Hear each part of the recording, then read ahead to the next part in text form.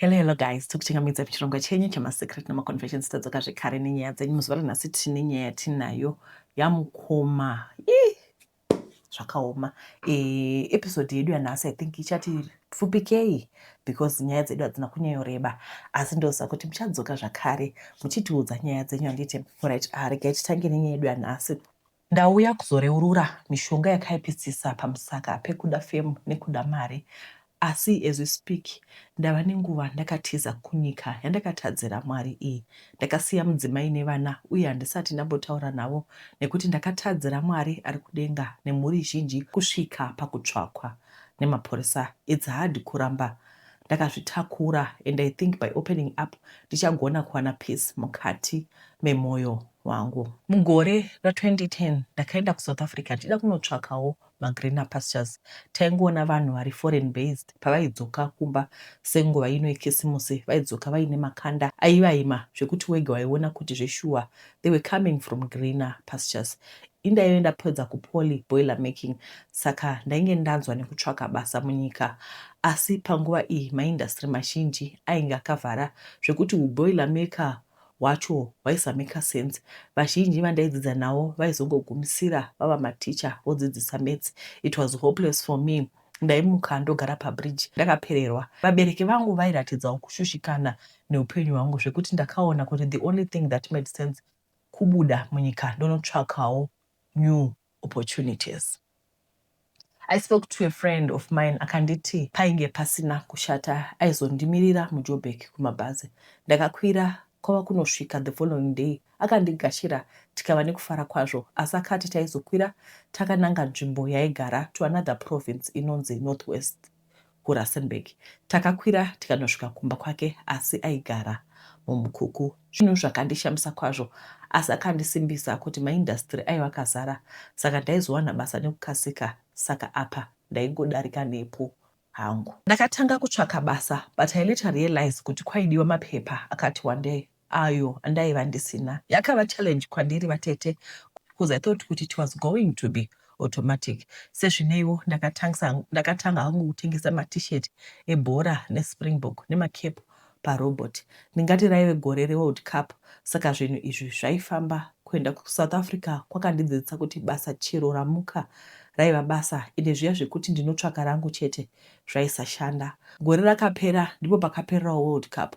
Business rakatanga kudzika. Idzo pfungwa dzekugadzira mapepa dzainge dzaita fade away. Mongozivawo pachiboys. Saka ndipo pandakatanga kuenda kuchechi. Nguva yose iyi ndaisava serious nechinamato changu, asi mushure mekuona shamwari yangu ichidhuhurwa ndakabva ndatizira kuna Mwari. I think grief led me there. Ndainge ndogara ndakabatira upenyu hwangu mumaoko. Fear yaigara iri mandiri. Kudzokera kumba was a non-starter. Kudzokera kumba was a non-starter sekuti mari yainge isina kunyatsomira zvakanaka. Ndakabva ndatanga kuwirana napastor vemuchechi iyi, and semunhu ainge ari committed mubasa raMwari ndakabva ndaita assistant wavo. Mungozivawo machechi emaNigerian, they are too demanding. Kufamba napastor kuenda nawo kumaconference, apa ndainge ndatova assistant wavo, and kurobot ndainge ndisachaende.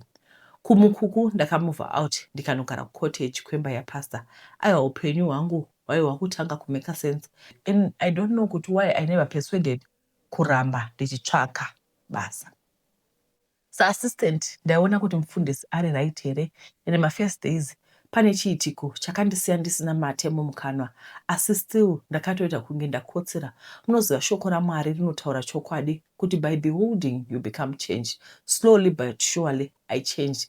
Ndakatanga kuona sezvinhu zviri normal. Pachiitiko chekutanga, it was a Sunday afternoon, tabva kuchechi. Ndaitopeta tambo nemamike nekurongedza maspika mugarage.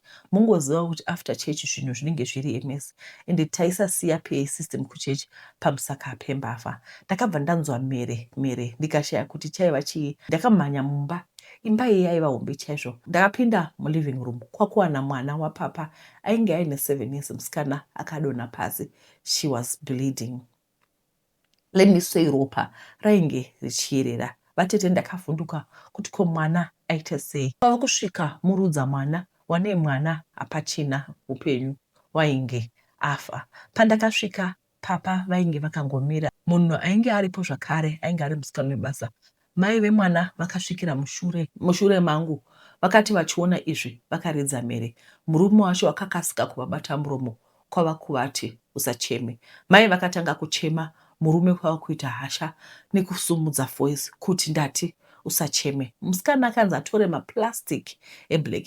Iniwo ndaiti ngatifonere mapurisa kana ambulance. Asi akati no one is calling anyone or taking the child to the hospital. Imika chegore iroro musikana akatora maplastic eblack. Iniwo I had questions kuti ko mwana aita sei, how did we get here? Musikana akangoti mwana anga achitamba nababa wake ndangozonzwa mwana oskrima ndokumhanya kwaakaita. Musikana akauya nemaplastic eblack zvikanzi tiputire mwana kozoropa rainge richiri kubuda. Mai vacho vainge vanzi vaende kubedroom. Mwana takasimudza akaputirwa nemaplastic eblack then nejera. Musikana akanzi akorobhe ropa riya. Handisati ndakamboona zvakadaro muupenyu hwangu. Takanzi mukangodana mapurisa mose muri kuenda kujere.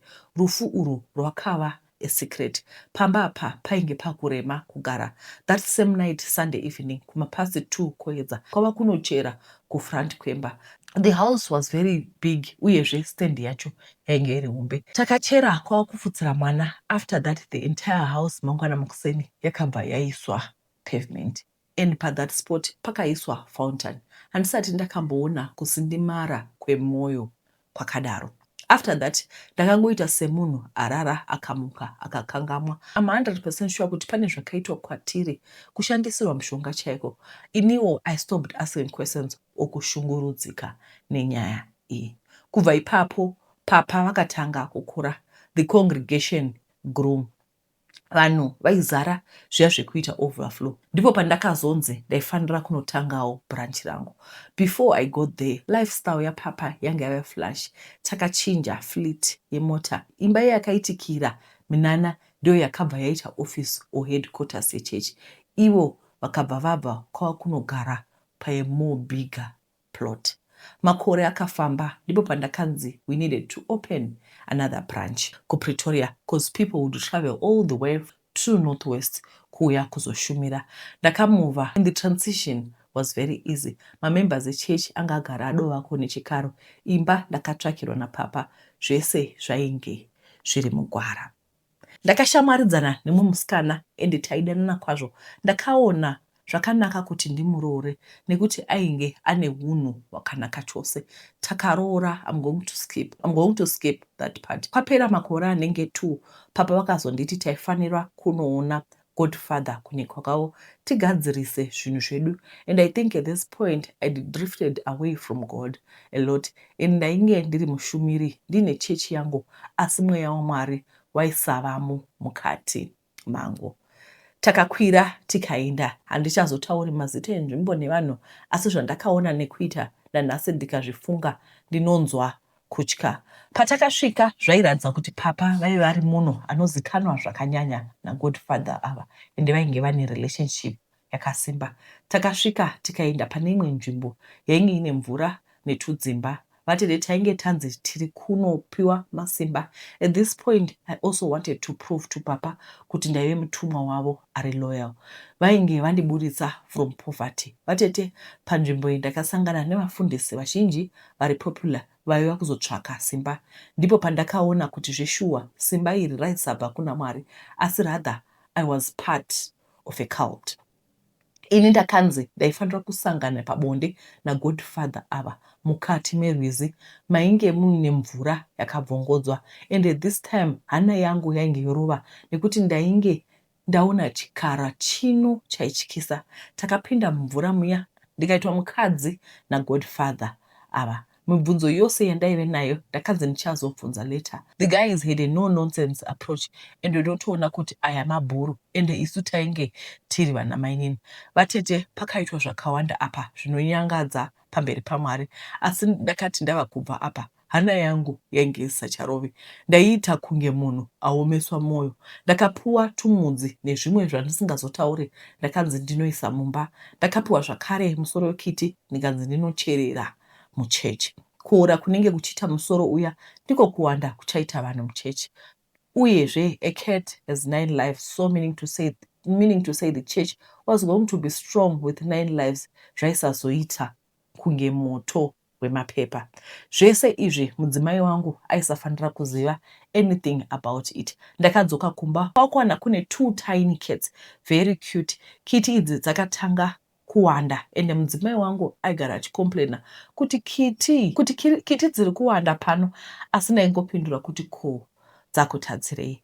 Every Sunday taenda kuchurch ende kwaizara vanhu vachisidha kwete zvekutamba, ende before collection ndii ndaifanira kubata iro iyi first. And vatete, I want you to know kuti vanhu ava vaipa zvese all they had, ende izvi zvaikonzerwa nendiro iyi. These people believed so much in me. Ndaiti kupinda muchechi, kungoisa gumbo muchechi, vanhu vaitanga kuwira pasi. I was the man of the moment. Ndainge ndine ma-aids angu, vanopukuta bhutsu dzapapa, vanoburuka mota, vanobata umbrella yapapa, ma-security. If you look closely, zvese izvi, it's for self-exalting, kupambiri kuna papa.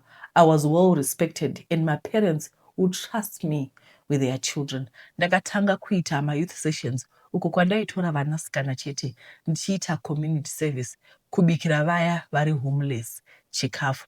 Kumusoro uko ndambotaura kuti power randakapiwa naGodfather, it was through a ritual yekuita bonde nekumanyowa. I want you to know kuti bonde in this context was a form of worship. Vasikana ndakatanga kuvaswededza pedyo neni, and ndaiti wandinenge ndasarudza, ndaimushamwaridza, ndomuswededza padhuze neni kusvika ava kunditrasta, ndozonorara naye kuloji. Izvi zvaiitwa every month, and mafluids anenge abuda murumu muya mainge mune midzi netumabhodhoro tondakabva nato. I will not say a lot because personally zvinhu zvinonyangadza, asi mukufamba kwenguva vana vakazotanga kuopena up kuvabereki vavo, ndiko kutiza kwandakaita nekuti ndaiziva kuti ndaisazopabuda. Mudzimai wangu akambotanga achandirambira, asi akaradzwa kwazvo paakazobata chokwadi because the bank records airatidza kuti every month ndaibhadhara kulonji. Ndakatiza. I haven't spoken to my wife. How would I even look at her and explain all this? Papa vakati nditize kusvika vanhu vanyarara nekuti taizopinza vanhu vazhinji muna taisireva. I don't have peace mumwoyo mangu. Ndakadzoka kuna Mwari, and I actually thank God for removing me munyika, kundibisa pedo nebad influence.